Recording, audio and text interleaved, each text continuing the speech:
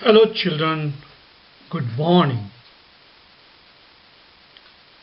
We are going to study the second poem of the main course book Flamingo. The title of the poem is An Elementary School Classroom in a Slum. This poem is written by Stephen Spender. This poem deals with social injustice and class inequality. Let us study this poem, An Elementary School Classroom in a Slum. At first, the introduction of the poem. And let us see with what theme this poem deals with. In this poem, Spender depicts the injustice which prevails in society.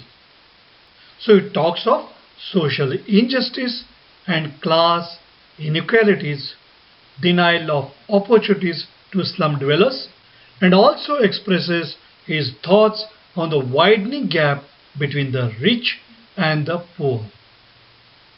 The kind of injustice that is done to the people belonging to lower strata of our society. That is what is social injustice. And there is a class inequality. What does it mean? There are two classes, rich class and poor class. So there is class inequality. As a result of that, those who are poor, they remain poorer, and those who are rich, they become richer.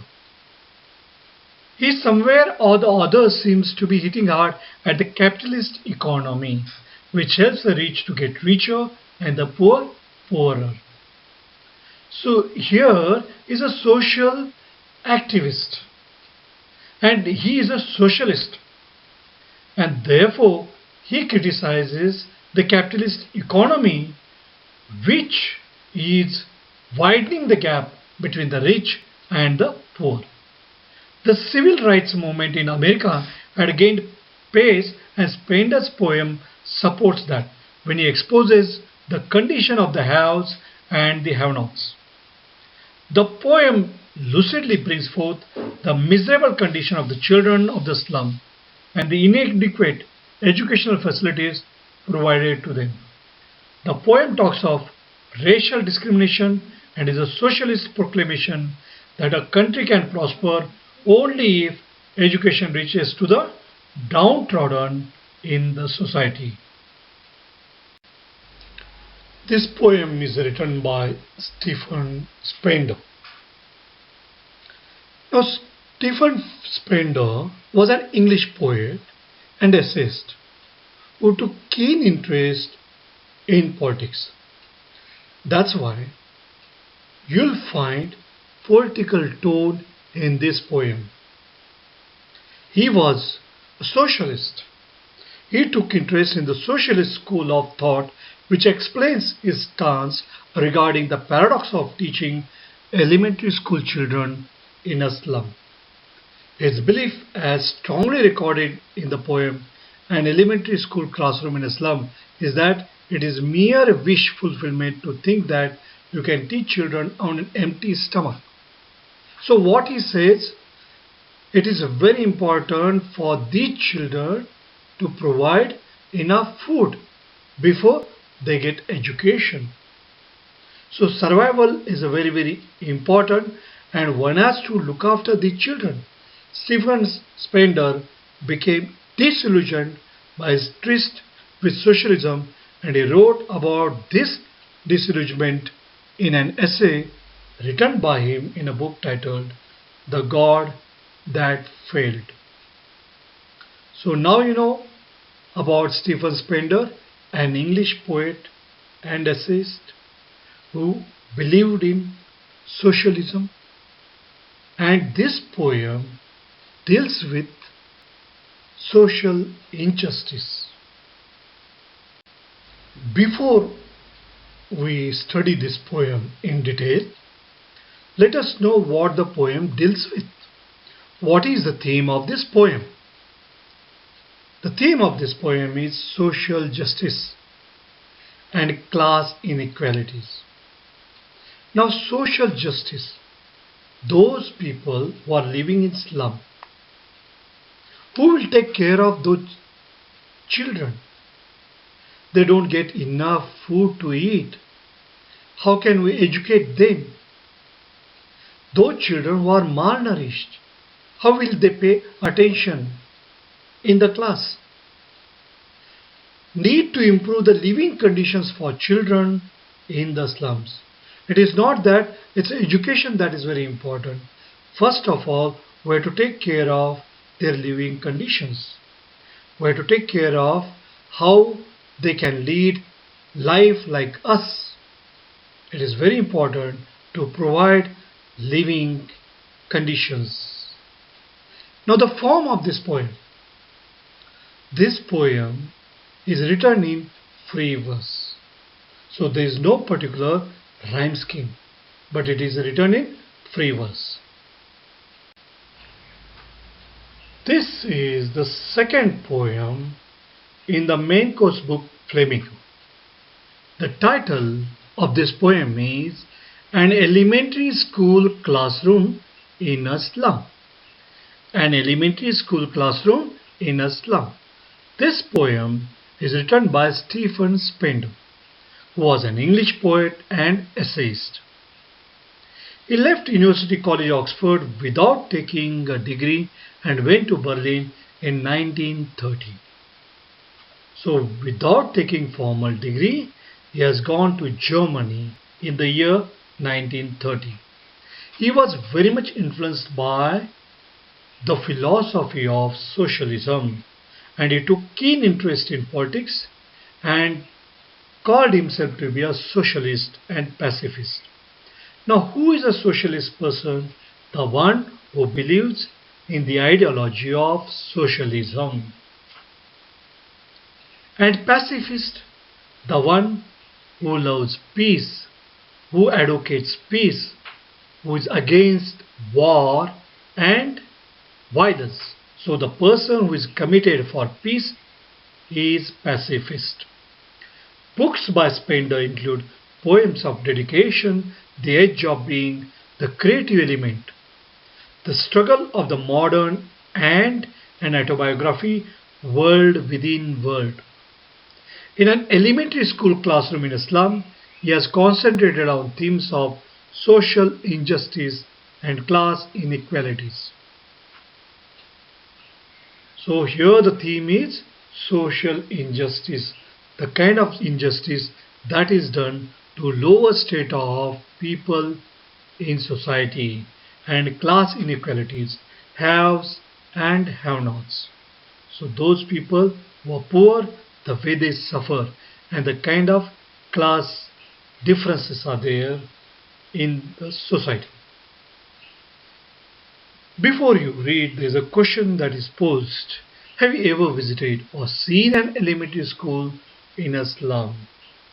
What does it look like? So before we start the poem, reflect over this question. Let us study the first stanza of the poem. Far, far from gusty waves the children's faces, like rootless weeds, the hair torn round their pallor. The tall girl with a weighed down head, the paper-seeming boy with red eyes, the stunted, unlucky hair of twisted bones reciting a father's gnarled disease. His lesson from his desk, at back of the dim class, one unnoted, sweet and young, his eyes live in a dream of squirrels' game in tree room. Other than this. Now let's take up some of those difficult words that we have come across here in this poem. Now gusty, gusty, very strong. So here strong wind is blowing there, and here as a result of that we can see those gusty waves.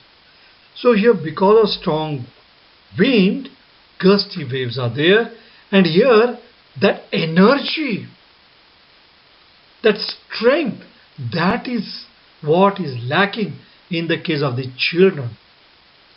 And now here, rootless weeds. Weeds are unwanted. Weeds are unwanted. Plants. Now here, as if the children are unwanted plants. Now they are pallor, pale. So very pale face, very dull face. Stunted. What does stunted mean? Undeveloped. Not fully grown or developed. Unlucky, unfortunate. Now here, gnarl disease. Now he inherits the disease. That's a gnarl disease. Now he is inheriting gnarl disease. That means knotted disease here is hands or legs, they are bent. So that's why gnarl disease here. So he's inheriting that disease from his father. He doesn't get the property, but what he gets is the disease what his father was suffering from, because he is malnourished. And there is a classroom which is very, very dim. So there is a place where it's a very, very dim there, and there one sweet and young child who is not noticed by anybody is sitting there unnoticed, unnoticed by anybody. So let's go to this poem now once again. Far, far from gusty waves, the children's faces.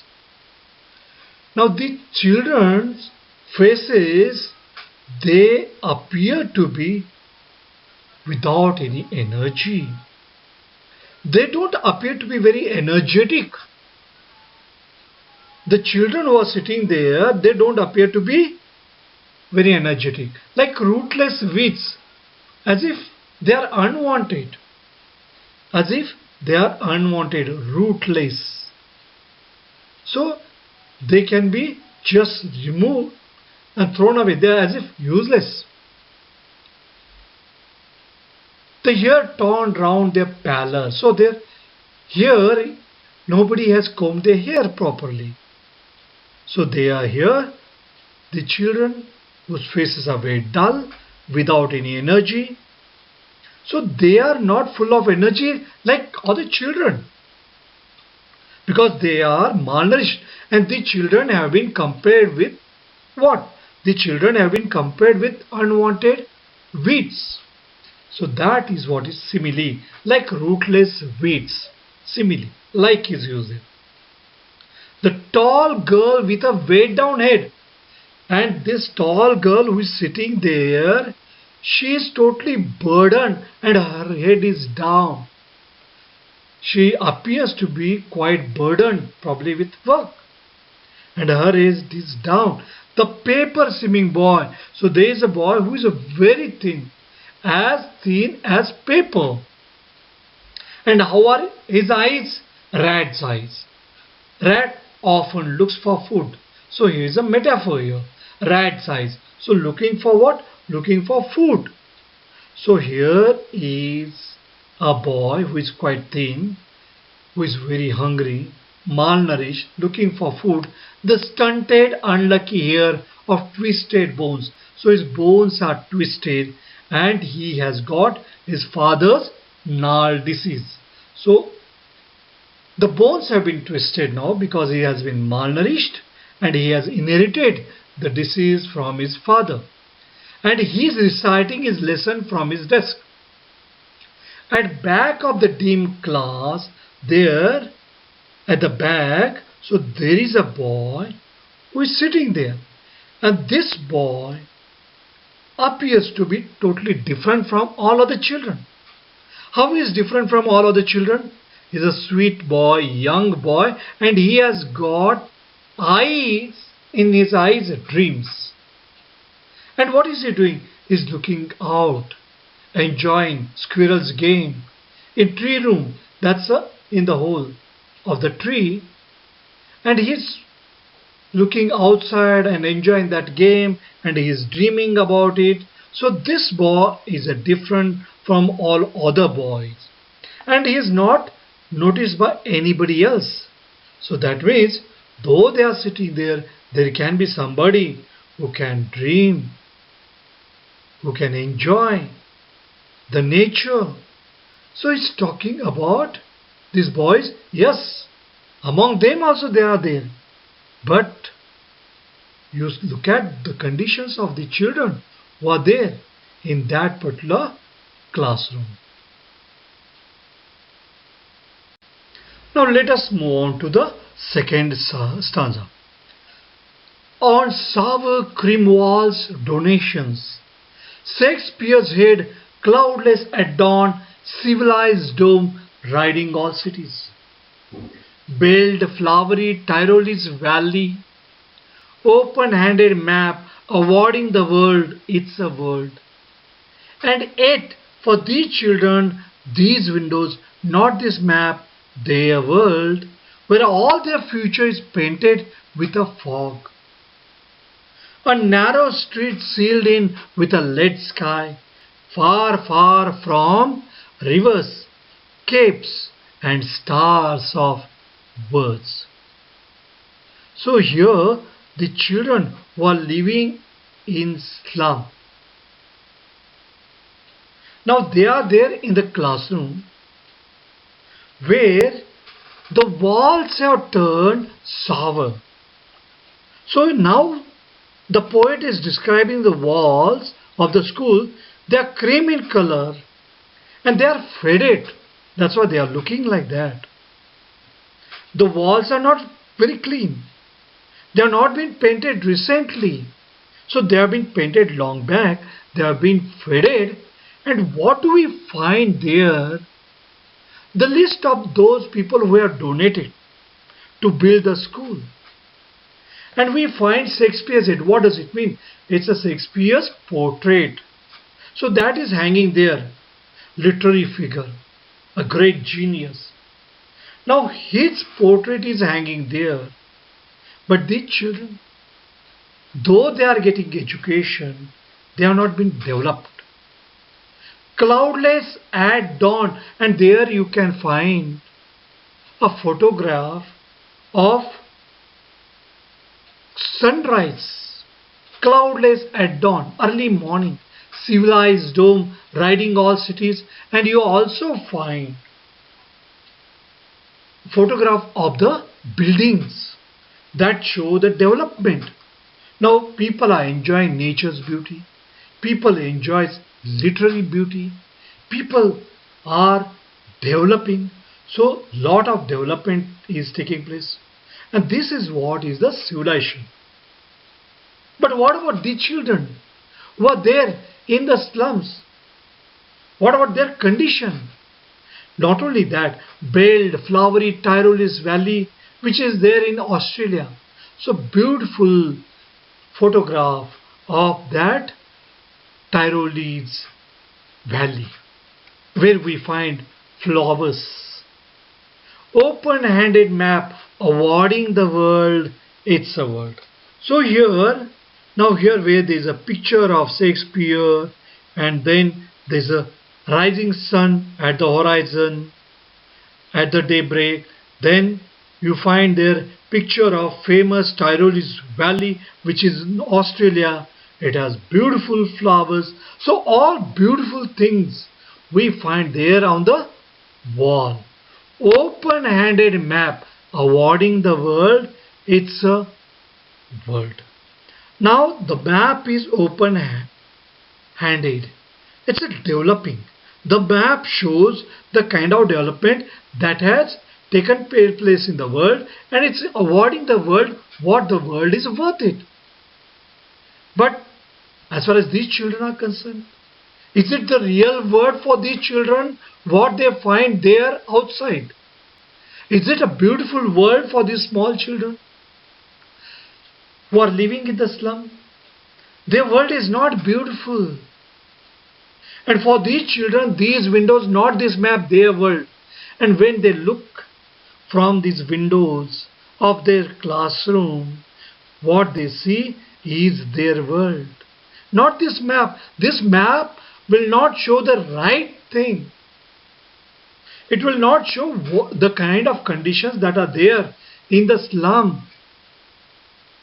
So this map will not award their world, where all their future is painted with a fog, and they have got very foggy future, very unclear future, and their future is full of darkness. It's all painted with a fog. It's a foggy future, it's not bright future. A narrow street sealed in with a lead sky. So the streets which are there, the path they are following, it's all narrow. And the sky is lead. So here the sky is lead. Again, that shows that it is not a bright future that they are going to have. And their world is far, far away from beautiful rivers, caves, and beautiful stars of words. So literary world, it's all going to be away from all that kind of world. So whatever it is there in the literature, whatever development we have seen in the world that has not reached to these slum areas, they are living in very bad condition, and therefore the poet makes a kind of appeal in later stanzas. Now here, let's see the example of metaphor. Now here walls are described to be dull as sour cream. So sour cream walls. So that's an example of metaphor. Now here the future of kids is described as limited when the poet says narrow street sealed in with a lead sky. So it's also metaphorically written there. So it's an example of metaphor.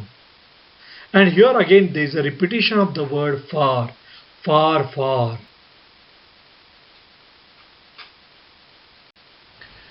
Today we have studied